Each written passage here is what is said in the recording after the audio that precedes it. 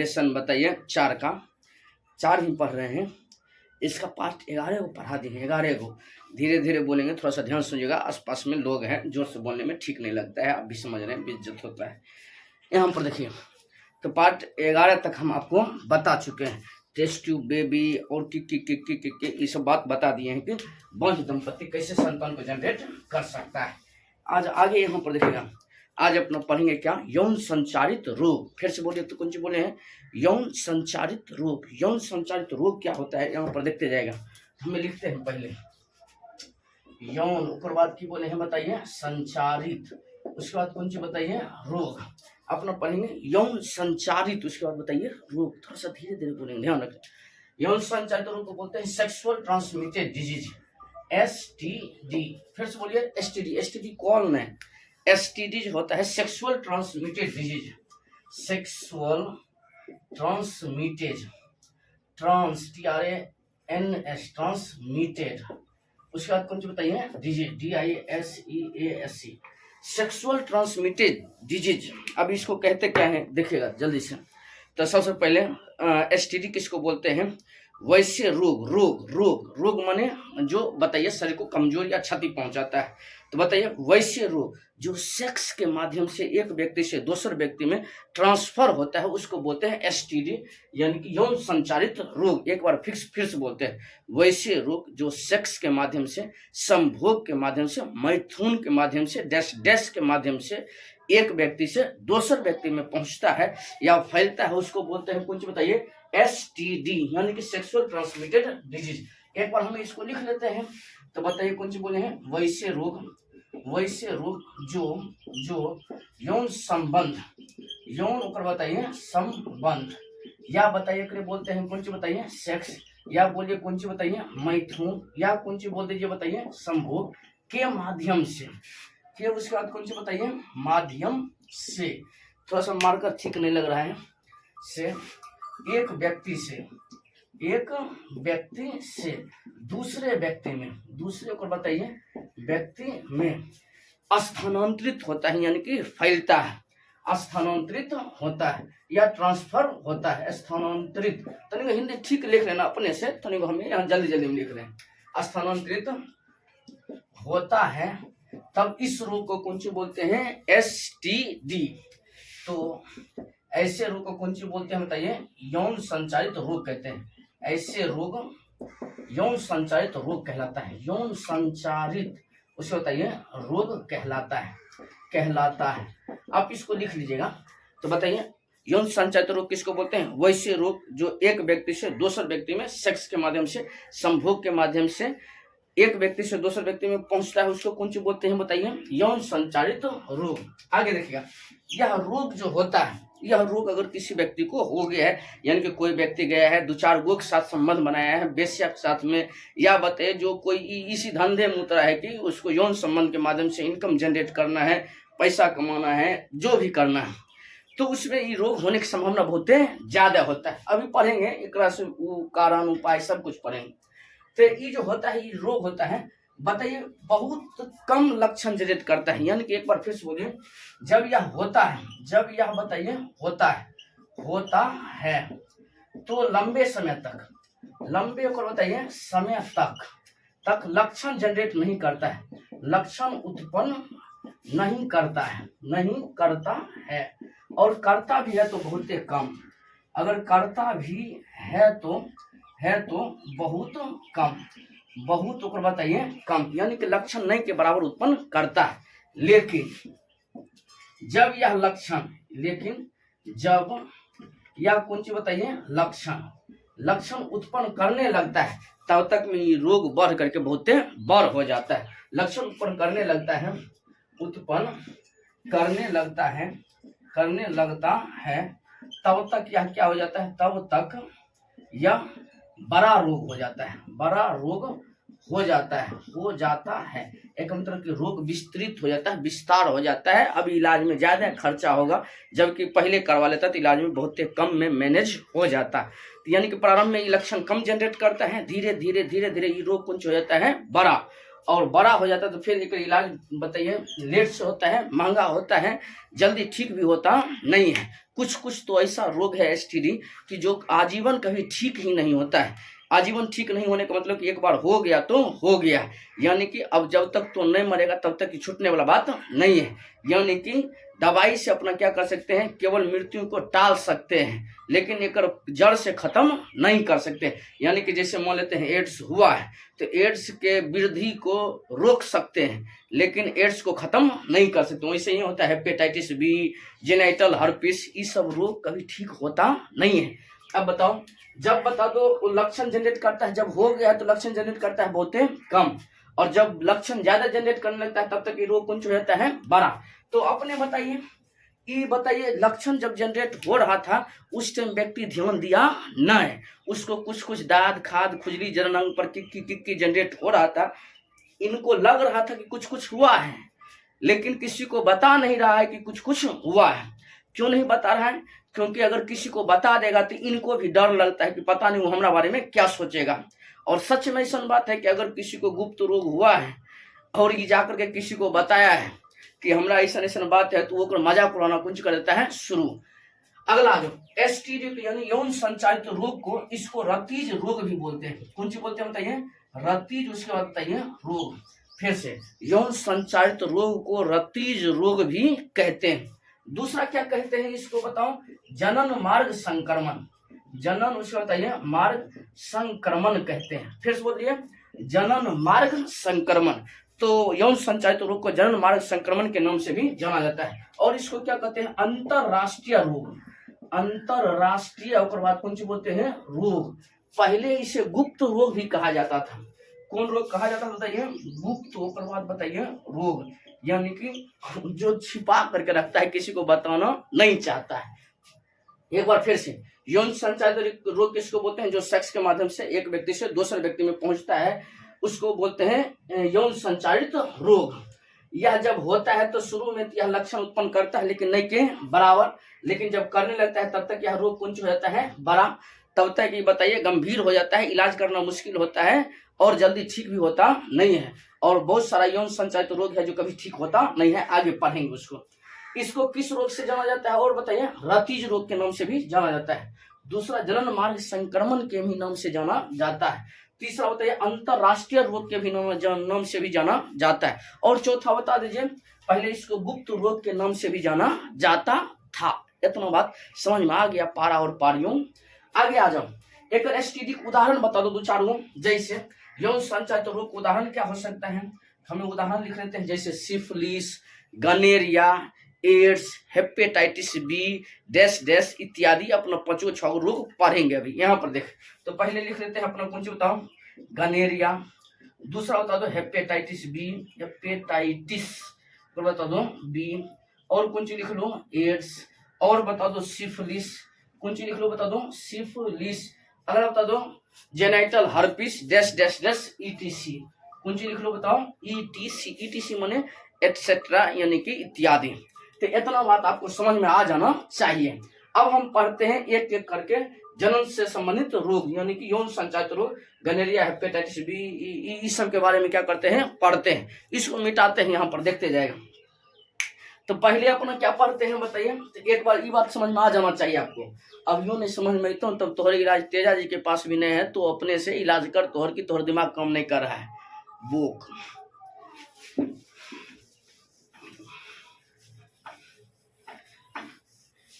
आगे आ जाओ। तो पहला अपना पढ़ते हैं यौन संचारित रोग में क्या पढ़ते हैं बताइए? पहला अपना पढ़ते हैं गनेरिया। कौन सी पढ़ते हैं बताइए? गनेरिया। पहला ये रोग अपना कौन सी पढ़ते हैं? गनेरिया। गनेरिया, गनेरिया। अब आ जाओ, गनेरिया को कौन सी बोलते हैं? और सुजाक। गनेरिया को क्या बोल देते हैं? सुजाक। प्यारे मित्रों, गनेरिया को सुजाक के नाम से भी जाना जाता है। ये बात समझ में आ जाना चाहिए। आगे आ जाओ, गनेरिया होता है किससे कारण? तो गनेरिया होता है बताओ नाइसेरिया गनेरिया नामक जीवाणु के कारण होता है। बताओ नाइसेरिया, उसका कुछ बोले हैं गनेरिया, गनेरिया नामक जीवाणु के कारण। नामक कौन के कारण बताओ? जीवाणु के कारण। नोट्स बनाते चल, नोट्स बनाते चल। तो फिर से बोल, गनेरिया या सुजाक किसके कारण होता है? नाइसेरिया गनेरिया नामक जीवाणु के कारण। इस जीवाणु को खोज करता क्या था बताओ? ALS कौन सी नाम है बता दो, ALS नसेरिया, ये लिख ले। ALS से बाद कौन सी बता दो, नसेरिया। नाम बढ़िया बढ़िया है। नाइसेरिया गनेरिया नामक जीवाणु के कारण होता है। इसकी खोज किसने किया था, ALS नसेरिया ने किया था। आगे आ जाओ, फैलता कैसे है ये बात तो पता है, सेक्स के माध्यम से एक व्यक्ति से दूसरे व्यक्ति में ट्रांसफर होता है। आगे आ जाओ, ये अपना लक्षण जनरेट करता है कितने दिन में बताओ, 2 से 10 दिन में अपना लक्षण जनरेट करता है। 2 से 10 दिन में कुछ करता है बताओ, अपना लक्षण उत्पन्न करने लगता है। लक्षण उत्पन्न बता दो करने बता दो लगता है। यह है जो इतने कम टाइम में लक्षण उत्पन्न कर रहा है, वो भी बहुत कम, नहीं के बराबर। बाकी सब जो होता है लंबा 1 साल 1.5 साल ऐसे किसी को लगाता है। तो 2 से 10 दिन में अपना लक्षण उत्पन्न करने लगता है। अगला आ जाओ, दूसरा, इसमें होता क्या है, ये यहाँ पर देखेगा। पहले इसमें होता क्या है, जनन मार्ग में, जनन मार्ग यानी कि मूत्र मार्ग लिख लो। मूत्र के बाद कुछ लिखे हैं बता दो, मार्ग। मूत्र मार्ग में कुछ होता है, जलन उत्पन्न होने लगता है। यानी कि जैसे बेचारा मूत्र को त्याग करता है तो उसको जलन, भयंकर जलन होता है। तो मूत्र मार्ग में जलन उत्पन्न बता दो होता है, जलन उत्पन्न होता है। और क्या होता है बताओ, मूत्र मार्ग से तरल स्रावित होने लगता है। अभी लिखते हैं मूत्र कुछ लिखे बता दो, मार्ग से तरल पदार्थ यानी कि म्यूकस, कौन सी बोलते हैं बताओ, म्यूकस। तरल चिपचिपा पदार्थ होता है म्यूकस, स्रावित होने लगता है। अब हमें की बोले हैं, तरल पदार्थ में लिक्विड फॉर्म में, लिक्विड माने द्रव रूप में, द्रव माने बताओ पानी के रूप में कुछ मटेरियल बाहर निकलना कुछ होता है शुरू, कौन मार्ग से बताओ, मूत्र मार्ग से, यानी कि जिससे पेशाब होता है, जिस रास्ता से पेशाब होता है। या बता दो महिला में क्या हो सकता है, महिला में बता दो, महिला के मानसिक धर्म में व्यवधान उत्पन्न हो सकता है। महिला के कुछ बताइए कि मानसिक धर्म में, मानसिक और बता दो धर्म में व्यवधान उत्पन्न होता है या होने लगता है। महिला के मानसिक धर्म में व्यवधान होने का मतलब की हो गया है, अगर जिस औरत को गनेरिया या सुजाक नामक रोग हो गया है, ओकर मानसिक धर्म का टाइमिंग घट सकता है, बढ़ सकता है। हो सकता है कि ब्लीडिंग का जो बताओ टाइमिंग होता है 2 से 4 दिन, 5 दिन 6 दिन तक हो सकता है। यानी कि गर्भाशय की दीवार जो टूट करके बाहर निकलता है महीना में मानसिक धर्म के माध्यम से, योनि मार्ग से, ओकर टाइमिंग घट सकता है या बढ़ सकता है। या हो सकता है कि ओकर हार्मोन डिसबैलेंस हो जाए तो महिला के मानसिक धर्म में व्यवधान उत्पन्न होने लगता है। और क्या होता है, अगर महिला में ये बहुत बड़ा स्तर पर हो गया है तो ऐसा महिला बांझ भी हो सकती है। बांझ भी होने का मतलब कि महिला आजीवन बच्चा को जन्म देने में असफल होती है, यानी कि बच्चा जन्म देने में सक्षम नहीं होती है। अगर ये रह जाए लंबे समय तक, लंबे बता दो समय तक, तो महिला में कुछ हो सकता है बता दो, महिला बांझपन से ग्रसित हो सकती है। बांझपन से ग्रसित बता दो हो सकती है, बांझपन से ग्रसित हो सकती है, बांझपन से ग्रसित हो सकती है। इतना बात आपको समझ में आ गया है। अगला आ जाओ, एक से बचाव के लिए की करेंगे, एक रोकने के उपाय के लिए तो ही बता की करेगा, कैसे फैलता है, संभोग के माध्यम से एक व्यक्ति से दूसरे व्यक्ति में फैलता है। यानी जब कोई महिला या पुरुष 2 या 2 से अधिक व्यक्ति के साथ में जिसको ये सब रोग हुआ है उसके साथ में अगर सेक्स करता है तो इनमें भी रोग हो सकता है। तो बचाव का एक उपाय है कि सेक्स करना बंद कर दो, मतलब कि 10-20 जगह इधर उधर करने से अच्छा है कि नहीं करो, क्योंकि नहीं ये बात हो गया तो थोड़ा लपेट देगा ये बात। आगे आ जाओ, तो बचाव के लिए क्या करेगा बताओ, यौन संबंध बता दो, गलत यौन संबंध नहीं बनाना चाहिए अपन पार्टनर के साथ, पत्नी के साथ, इतने तक रहो, और बाद इधर उधर नहीं। जो अगर इधर उधर कर भी रहा है तो कंडोम का यूज कर, एक से एक टेक्निक सिखाए हैं तोरा तैयो। गलत यौन संबंध नहीं बनाना चाहिए, गलत यौन संबंध बता दो नहीं बनाना बता दो चाहिए, गलत यौन संबंध नहीं बनाना चाहिए। अगर बनाता भी है तो बता दो कंडोम का इस्तेमाल करना चाहिए। कंडोम बनाया गया किस लिए, तो सब के लिए इस्तेमाल करना चाहिए। हमरा लगता है अब बात समझ में आ गया होगा, ये सब बात को लिख लेना अपन नोट्स में, समझ में आया। अगला हम पढ़ते हैं अपना कौन चीज बताओ, अगला अगर बता दो एक उपचार करें तब बता दो। उपचार करने के लिए अब दवाई का उपयोग करते हैं। उपचार करने के लिए औषधि एगो आधगो औषधि का नाम है सल्फोनाइड, सल्फोनाइड। फिर से बोल कौन सी बोले हैं, सल्फोनाइड, एस्पेक्टिनोमाइसिन, एस्पेक्टिनो के लिखे हैं माइसिन, टेट्रासाइक्लिन, टेट्रासाइक्लिन। एक बार फिर से देख, अगर जिस बेचारी या बेचारा को ये वाला रोग हो गया है तो अगर वो उपचार के लिए जाता है तो कौन सा दवाई दिया जाता है, या तो सल्फोनाइड दिया जाएगा या बता दो एस्पेक्टिनोमाइसिन या टेट्रासाइक्लिन। देखो ये दोनों एक के नाम में है, एक के में है, ध्यान रखना है। हमें दो गुम लिख दिए, ये बात तो समझ लिया है, गलत हो गया है तो बता तो अपने से, एस्पेक्टिनोमाइसिन टेट्रासाइक्लिन, एस्पेक्टिनोमाइसिन टेट्रासाइक्लिन ये एक के दवाई का नाम है। दूसरा कौन सा है, सल्फोनाइड, सल्फोनाइड इसके द्वारा उपचार किया जाता है मित्रों। इसको मिटाते हैं, अगला पढ़ते हैं अपना, दूसरा पढ़ते हैं अपना सिफिलिस। दूसरा क्या पढ़ते हैं बताओ, सिफिलिस। यहाँ पर देखिएगा दूसरा अपना रोग कौन सी पढ़ते हैं बताओ, सिफिलिस। अब दिया जाओ सिफिलिस किसको बोलते हैं, यहाँ पर देखिए सिफिलिस, यहाँ पर देखिए सिफिलिस। सिफिलिस किसके कारण होता है बता दो, ट्रोपिनिमा पैलिडम नामक जीवाणु के कारण होता है। नाम तो बोलने में मिस्टेक हो जाता है, तो सोचिए तो यहाँ पर लिख ट्रोपी बाद के लिखे बता दो नीमा पैलिडम, पहले बता दो डम नामक जीवाणु के कारण होता है। किसके कारण होता है विनोद, ट्रोपिनिमा पैलिडम नामक जीवाणु के कारण होता है। दूसरा बात आगे आ जाओ, अब बता दो इसे कौन कौन रोग और कहते हैं, इसे फ्रेंच रोग भी कहते हैं। इसे कौन रोग कहते हैं बता दो, फ्रेंच बता दो रोग। फ्रेंच कहाँ की भाषा है, फ्रांस की।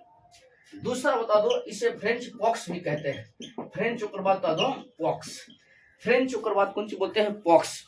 पॉक्स माने होता है छोटका छोटका दाना निकल आता है। देखो ना एकर लक्षण, एक लक्षण बता दो तो अपने से, जनन अंग, जनन बाद कौन सी लिखे बता दो अंग।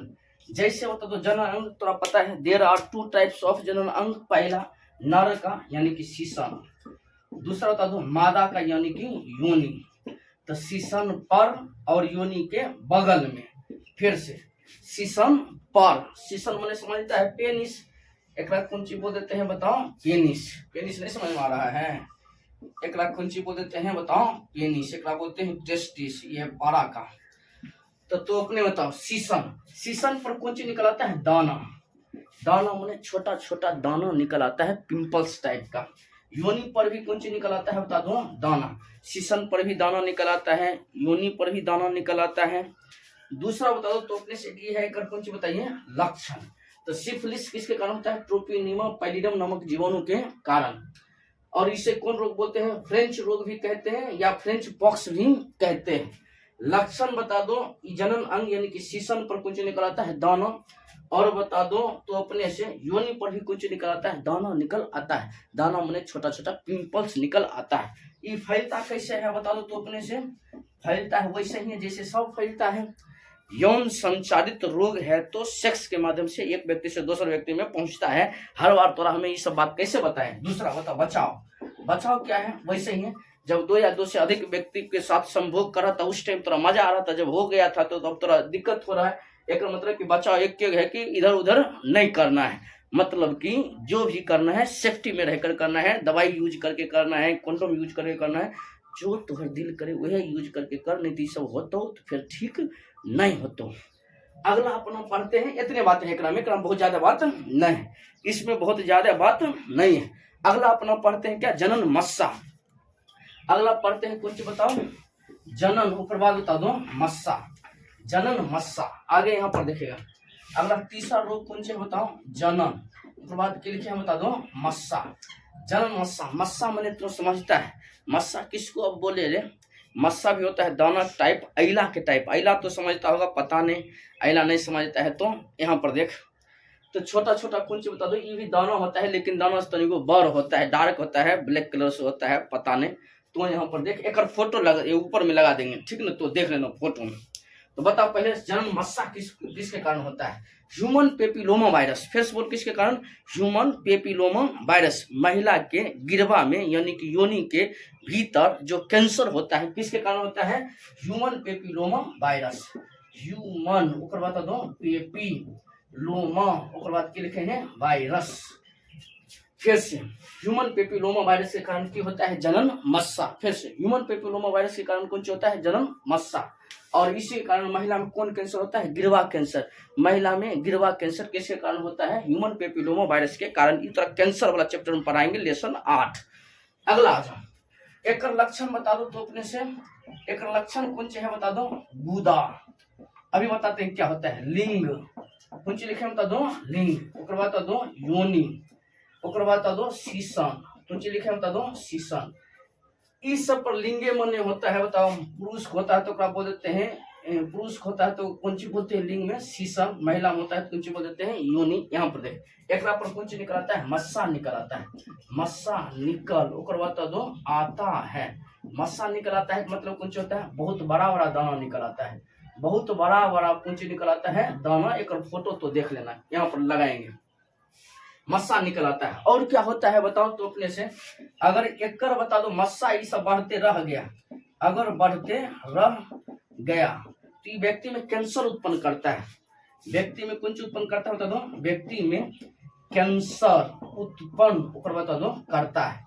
अब तो पता है कैंसर बहुत घातक बीमारी होता है जिसको हो गया है वो बेचारा अब बताओ टेंशन से मरता है रोग से बाद में टेंशन से पहले कि अब मैं मरबो अब मैं मरबो अब मैं मरबो मरबिन। तो बता तो अपने से गुदा किसको बोलते हैं जिस रास्ता से महिला या पुरुष वॉशरूम टॉयलेट रिलीज करता है यानी कि तो अपने मल त्याग करता है। अब तो समझ में लो मल त्याग करता है जिस रास्ता को उसको बोलते हैं गुदा। लिंग तो समझ में आ गया है। लिंग माने महिला में योनि और पुरुष का कुंच होता है शीशन। योनि माने वेजिना जिनसे सेक्स किया जाता है शीशन माने पेनिस जिनसे सेक्स किया जाता है। तो बता दो एक पर कुंच निकल आता है बता दो मस्सा। दूसरा अगर ये सब बढ़ते रह गया तो व्यक्ति में कुंच उत्पन्न करता है बता दो कैंसर उत्पन्न करता है। अब कैंसर कितने उत्पन्न करेगा सब में सब माने कि गुदा लिंग योनि शीशन कैंसर उत्पन्न कर सकता है। तो बताइए फैलता कैसे है वैसे ही है फैलता कैसे है तो वैसे ही है कैसे सेक्स के माध्यम से एक व्यक्ति से दूसरे व्यक्ति में ट्रांसफर होता है। रोकना कैसे है तो वही संभोग करेंगे तो बच के करेंगे किसी अन्य व्यक्ति के साथ संभोग करने से बचेंगे। ये सब समझ में आ जाना चाहिए मित्रों। 3-4 बात और है। अगला आ जाओ अगला पढ़ते हैं एड्स। अगला चौथा कौन सा है बता दो एड्स।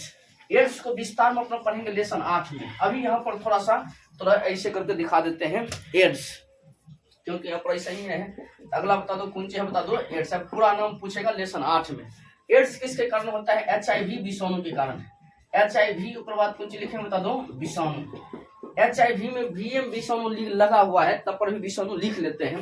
ह्यूमन इम्यूनो वायरस फिर से बताओ ह्यूमन इम्यूनो डिफिशियंसी वायरस ऐसे करेगा तो फिर वो ठीक एक लाइन लिखेगा HIV विषाणु के कारण होता है। दूसरा बता दो तो अपने से एक लक्षण कौन सी होता है लक्षण एक लक्षण कौन सी होता है बता दो प्रतिरक्षा प्रणाली कमजोर हो जाता है। प्रतिरक्षा प्रणाली कौन सी हो जाता है बता दो कमजोर। रेस चोर एड्स का जो क्लास होता है 1.5 घंटा 2 घंटा लगता है खाली एड्स पढ़ने में। अभी बस खाली ऐसे देख ले न तो एक हम एक वीडियो बनाए हैं लिंक डिस्क्रिप्शन में देख लेंगे दे देंगे वहां पर तो आकर के इसको देख लेगा नीचे जाकर के। अभी यहाँ पर इतने बात है। एक प्रतिरक्षा प्रणाली कौन सी हो जाता है बता दो कमजोर। दूसरा बता दो तो अपने से प्रतिरक्षा प्रणाली कमजोर हो जाता है।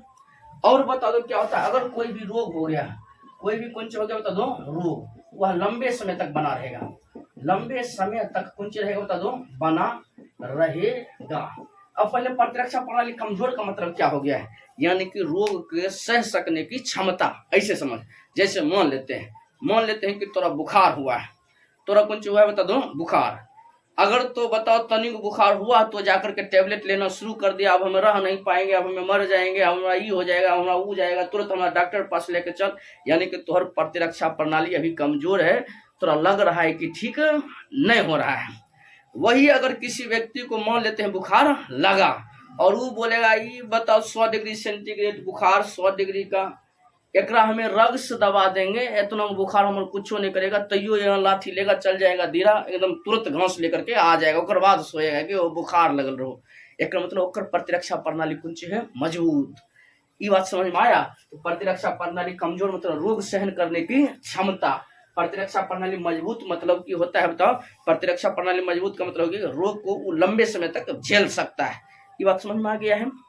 रोग से लड़ने की क्षमता, रोग से जितने ज्यादा जो लड़ता है उतने वो व्यक्ति स्वस्थ होता है, यानी कि प्रतिरक्षा प्रणाली मजबूत, तो रोग आएगा भी तो भाग जाएगा। जैसे अभी कोरोना आया था 2019, 20, 21 में, कितने को लपेट दिया, कितने को कोरोना हुआ, होकर के खत्म हो गया, व्यक्ति को पता नहीं चला कि हमारा कोरोना हुआ था।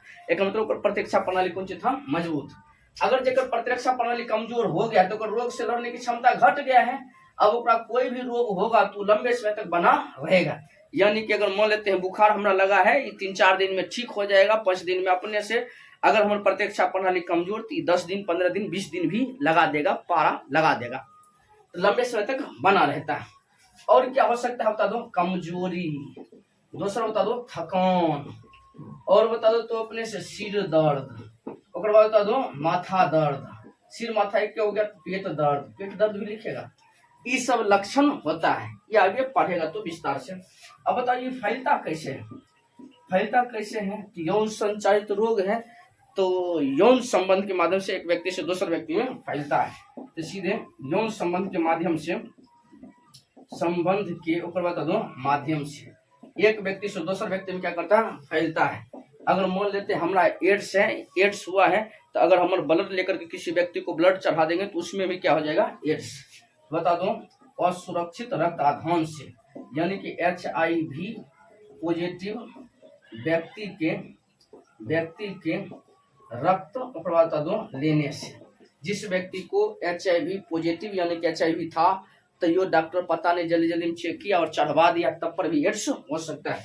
दूसरा, अगर कोई महिला ग्रसित है एड्स से, तो बच्चा में होने की संभावना कौन सी होता है, बहुत ज्यादा है। तो एक बार फिर से यौन संबंध के माध्यम से, दूसरा बता दो HIV व्यक्ति के रक्त आधान से, तीसरा बता दो महिला अगर एड्स से ग्रसित है तो बच्चा में भी ट्रांसफर हो सकता है, और जो व्यक्ति एड्स से ग्रसित है उनके साथ संबंध बनाने से भी एड्स हो सकता है। अब एक में अलग अलग बात है कि दाढ़ी बना रहा है, एक के ब्लेड से 10-20 को बना दो, इंजेक्शन लगा रहे हैं, एक इंजेक्शन 2 गो 3 गो व्यक्ति में लगा रहे हैं, तो वो सब बात सही है, वो सब बात पढ़ेंगे लेसन 8 में पढ़ेंगे इसको विस्तार से। इतना बात आपको समझ में आ गया। अगला पढ़ते हैं अपना, यहाँ पर देखेगा अगला रोग पढ़ते हैं हेपेटाइटिस बी। अगला रोग कौन सा है बताइए, हेपेटाइटिस बी। बता दो टाइटिस, बाद कौन सी लिखे हैं, बी, हेपेटाइटिस बी। यहाँ पर देख लीजिएगा हेपेटाइटिस बी क्या होता है, सॉरी हेपेटाइटिस बी, ये भी यौन संचारित रोग है, यानी कि सेक्स के माध्यम से एक व्यक्ति से दूसरे व्यक्ति में फैलता है। अगला, ये किसके कारण होता है बता दो, हेपेटाइटिस बी नामक विषाणु के कारण। एक नाम है हेपेटाइटिस, बाद बता दो बी नामक विषाणु के कारण। नामक कौन के कारण बता दो, विषाणु के बता दो कारण। तो बता दो ये किसके कारण होता है, हेपेटाइटिस बी नामक विषाणु के कारण होता है। एक बार फिर से, हेपेटाइटिस बी नामक विषाणु के कारण होता है। दूसरा एक लक्षण क्या है, लक्षण तो अपने बता दो, लक्षण में सिर दर्द, बाद बता दो पेट दर्द, पेट बता दो दर्द, हल्का बुखार, हल्का बाद कौन सी बता दो, बुखार। दूसरा बता दो कमजोरी, कमजोरी मतलब बता दो थकान, एक मतलब कि सुस्त रहना, जैसे लगता है कुछ कुछ होता है, मतलब कि कुछ अच्छा नहीं लगना, मजा नहीं आना, ये सब वाला बात होता है। हेपेटाइटिस बी किसके कारण होता है, हेपेटाइटिस बी नामक विषाणु के कारण होता है। एक लक्षण कौन सा बता दो, माथा दर्द करना, माथा घूमते रहना, पेट दर्द करना, पेट दर्द करना, हल्का बुखार ना, माइल्ड हल्का, और कमजोरी थकान, ये सभी का सिम्टम्स है। होता किसके कारण से आपको पता है, यौन संचारित रोग है तो है के कारण होता है। इसको रोकने का उपाय क्या है, वह नहीं करना चाहिए। अगला आ जाओ तो अपने अगला एगो लास्ट है जेनाइटल हर्पिस। कौन सी है बता दो, जेनाइटल, ओकर बाद बता दो हर्पिस, जेनाइटल, ओकर बाद क्या बता दो हर्पिस। जेनाइटल हर्पिस क्या होता है, अब यहाँ पर सब रोग का फोटो लगा देंगे ऊपर में, ध्यान से देख लेना। तो जेनाइटल हर्पिस किसके कारण होता है, हर्पिस सिम्प्लेक्स नामक विषाणु के कारण होता है। एक बार फिर से बोल, हर्पिस सिम्प्लेक्स नामक विषाणु के कारण होता है। यानी कि जेनाइटल हर्पिस किसके कारण होता है बता दो, हर्पिस सिम्प्लेक्स, सिम्प्लेक्स नामक विषाणु के कारण होता है, विषाणु के कारण होता है, हर्पिस सिम्प्लेक्स नामक विषाणु के कारण होता है। अगला जो एक लक्षण कुंची है, एक लक्षण होता है कि वही बता दो, मूत्र मार्ग में जलन, जलन में समझता है ना, मूत्र मार्ग में जलन। दूसरा बता दो, मूत्र त्यागने में दर्द, मूत्र त्यागने में उसके बाद की होता है दर्द होता है कि दूसरा आ जाओ, मूत्र त्यागने में। अगला की हो सकता है बता दो, मूत्र मार्ग से तरल पदार्थ, तरल उसके बाद की लिखे हैं बता दो, पदार्थ का स्रावित होना। तरल पदार्थ का स्रावित होने का मतलब होता है कि तरल चिपचिपा पदार्थ कुछ बाहर निकलना, जिसको होता है उसी को पता है कि कितने डेंजर होता है। ये बीमारी जो होता है जेनिटल हर्पिस, हेपेटाइटिस बी और एड्स, ये तीनों का जो छूटता नहीं है। अभी लिख लेंगे नोट में पहले। तो बता, जेनिटल हर्पिस किसके कारण होता है बता दो, यौन संचारित रोग है, तो सेक्स के माध्यम से एक व्यक्ति से दूसरे व्यक्ति में फैलता है। एक बचाव क्या है, तो वही सेक्स के कारण, मतलब कि अनजान व्यक्ति से सेक्स करने से बचना चाहिए। अगला आ जाओ, अब नोट में लिख लो, नोट में कौन सा बता दो, एड्स, कौन सी लिखे बता दो, एड्स, हेपेटाइटिस बी, हेपे को बता दो टाइटिस, उसके बाद की लिखे हैं बी, और की लिखे हैं बताओ तो अपने से, जेनिटल हर्पिस, जेनिटल, उसके बाद की लिखे हैं हर्पिस। ये एक बार होता है तो जल्दी छूटता, सॉरी कहियो छूटता नहीं है। एक मतलब एक इलाज संभव नहीं है, मतलब कि इसको रोक सकते हैं, जड़ से इनको खत्म नहीं कर सकते हैं। मोड़ करके पढ़ा दिए हैं, चल कोई बात नहीं। तो AIDS, hepatitis B, genital herpes, ये एक बार हो गया तो हो गया है। तो फिर से बताओ, जेनिटल हर्पिस किसके कारण होता है, हर्पिस सिम्प्लेक्स नामक विषाणु के कारण होता है। का लक्षण क्या है, मूत्र मार्ग में जलन यानी कि पेशाब करने में दिक्कत होना, मूत्र त्यागने में दर्द होना, मूत्र मार्ग से तरल पदार्थ यानी कि कुछ पस टाइप के, रिम टाइप के, पीव टाइप के, इस सब कहाँ निकलना, बाहर निकलना। आपका यौन संचारित रोग खत्म हो गया है। क्या रोग है बता दो, AIDS, hepatitis B, genital herpes, ये कहीं छूटता नहीं है, बाकी सब रोग का इलाज है। बाकी जितने भी यौन संचारित रोग पर हैं सब का इलाज है, लेकिन ये तीनों का इलाज नहीं। एक मतलब सबको जड़ से खत्म कर सकते हैं, लेकिन ये तीनों को जड़ से खत्म नहीं कर सकते हैं। अगला आ जाओ, ये सब जितने भी यौन संचारित रोग पर हैं, इस सब को फैलने के क्या कारण है बता दो, जितना भी अभी यौन संचारित रोग पर है और फैलने के कारण की है बताओ, फैलने के कारण कौन से है बता दो, यौन संबंध असुरक्षित, और बाद कौन से बता दो, यौन, और बता दो संबंध असुरक्षित। असुरक्षित माने जो सुरक्षित नहीं है, असुरक्षित माने जो सुरक्षित नहीं है। मतलब कि बिना कंडोम के, बिना जांच किए कि तुम स्वस्थ है कि नहीं है, बस मुंह देखे अच्छा लगा, अपने साथ में कुछ हो गया है, ये सब बात तो अपने तो असुरक्षित यौन संबंध के कारण होता है।